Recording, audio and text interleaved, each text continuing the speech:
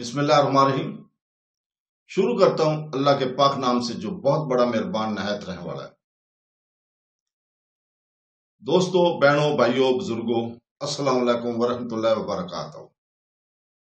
ہم قرآن پاک سے شفا اور واقعات پر مبنی اسلامی معلوماتی ویڈیو کی 47ویں قسط پیش کر رہے ہیں، اور اس قسط میں ہم بیان کریں گے اسلام کا حکم ایمانداری سے کمائیں، تجارت کریں۔ تو دوستو، عدل و انصاف کے بارے میں قرآنی احکام سورہ النساء آیت نمبر 29 پر غور و فکر کے لیے ہم اس میں بیان کریں گے۔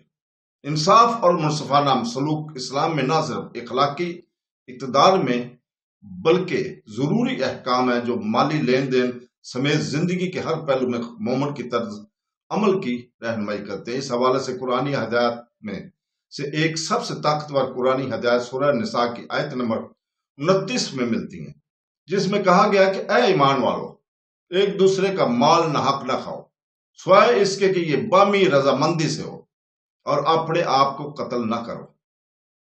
یقیناً اللہ تعالیٰ تم پر مہربان ہے۔ اسلام دولت کے نجائز اصول کی سختی سے ممانعت کرتا ہے، خاص طور پر دھوکہ دہی، فریب، چوری، رشوت یا جھوٹی قسموں اور ہیرا پھیری جیسے قانونی اوزاروں کی غلط استعمال سے۔ یہ حکم معاشرے میں معاشی انصاف اور اخلاقی سالمیت دونوں کو فروغ دیتا ہے۔ اس آیت کا آغاز براہ راست خطاب سے ہوتا ہے۔ اللہ تعالیٰ فرماتا ہے، اے ایمان والو، جیسا کہ بہت سے قرآنی احکام سے عام ہے، یہ آغاز اس بات کی طرف اشارہ کرتا ہے کہ اس کے بعد کی بات ایمان سے براہ راست جڑی ہوتی ہے۔ اس کا مطلب یہ ہے کہ مالی معاملات میں ایماندار اور منصفانہ ہونا صرف ایک سماجی بھلائی نہیں ہے بلکہ ایک مذہبی ذمہ داری بھی ہے۔ کسی شخص کا ایمان مکمل نہیں ہوتا جب وہ دوسروں کا مالی استحصال کرتا ہے یا فریب کاری میں ملوث ہوتا ہے۔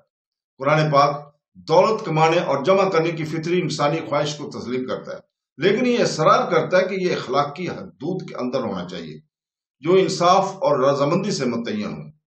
دولت کو ظلم اور زیادتی کا ذریعہ نہیں بننا چاہیے بلکہ اس سے محنت، حلال ذرائع اور منصفانہ معاہدوں سے کمایا جانا چاہیے۔ آیت کی مرکزی ہدایت یہ ہے کہ ایک دوسرے کا مال ناحق نہ کھاؤ۔ یہ وسیع حکم معاشی ناانصافی کی بہت سی شکلوں کا احاطہ کرتا ہے۔ اس میں سراسر چوری، غبن، رشوت، سود پر مبنی استحصال، جوا، وزن اور پیمائش میں ہیرا پھیری، ذخیرہ اندوزی، قیمتوں کا تعین اور دوسروں کی لا علمی یا مایوسی کا فائدہ اٹھانا شامل ہے۔ کوئی بھی طریقہ جو غیر منصفانہ یہ ہے، بے ایمانی کے ذریعے کسی کو اس کے جائز مال سے محروم کرنا اور اس سے ممانعت کے تحت آتا ہے۔ اسلام ذاتی املاک کے تقدس کو تسلیم کرتا ہے اور مومنوں کو حکم دیتا ہے کہ وہ دوسروں کی ملکیت کا احترام کریں جس طرح وہ چاہتے ہیں کہ ان کی اپنی جائیداد کا احترام ہو۔ یہ اصول وسائل کے منصفانہ تقسیم کو یقینی بناتا ہے اور معاشرے میں افراد کے وقار اور فلاح و بہبود کا تحفظ کرتا ہے۔ تاہم اس آیت میں دولت کے تبادلے کے لیے ایک جائز راستہ بھی فراہم کرتا ہے۔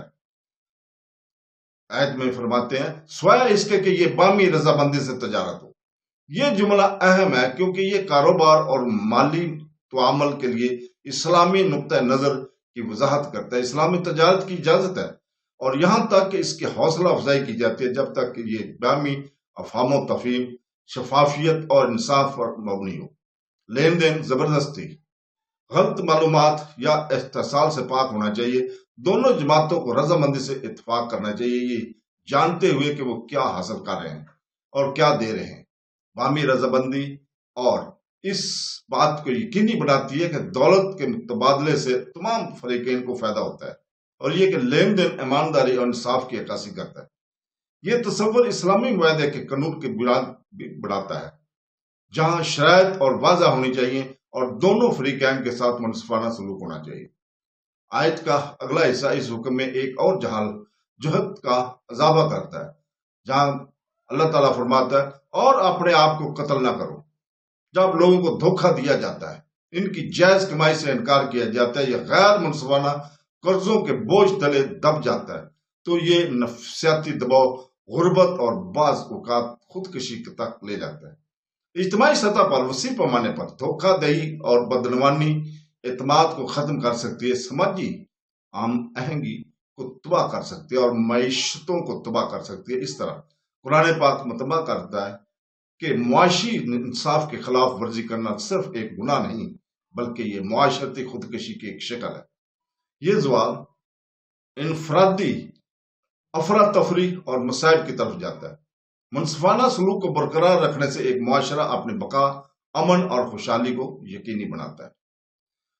آیت کا اختتام ایک طاقتور یاد دہانی کے ساتھ ہوتا ہے جس میں اللہ تعالیٰ فرماتا ہے یقیناً اللہ تم پر بہت مہربان ہے۔ یہ دو مقاصد کو پورا کرتا ہے۔ سب سے پہلے یہ مومنوں کی یقین دلاتا ہے کہ اللہ کے ان قوانین کو رحمت اور دیکھ بھال کے لیے مقرر کیا ہے۔ وہ لوگوں کو نقصان، ناانصافی اور بربادی سے بچاتا ہے۔ پابندیوں کا مقصد آزادی کو محدود کرنا نہیں ہے بلکہ وقار کی حفاظت اور طاقت کے غلط استعمال کو روکتا ہے۔ دوسرا یہ کہ لوگوں کو دعوت دیتا ہے جنہوں نے دوسروں پر ظلم کیا ہو توبہ کریں اور انصاف کی راہ پر لوٹ آئیں، یہ جانتے ہوئے کہ اللہ ان لوگوں کو معاف کرنے والا ہے جو اپنے رویوں کو درست کرتے ہیں۔ اسلام میں انصاف ہمیشہ رحم کے ساتھ متوازن ہے اور اصلاح کا دروازہ ہمیشہ کھلا رکھتا ہے۔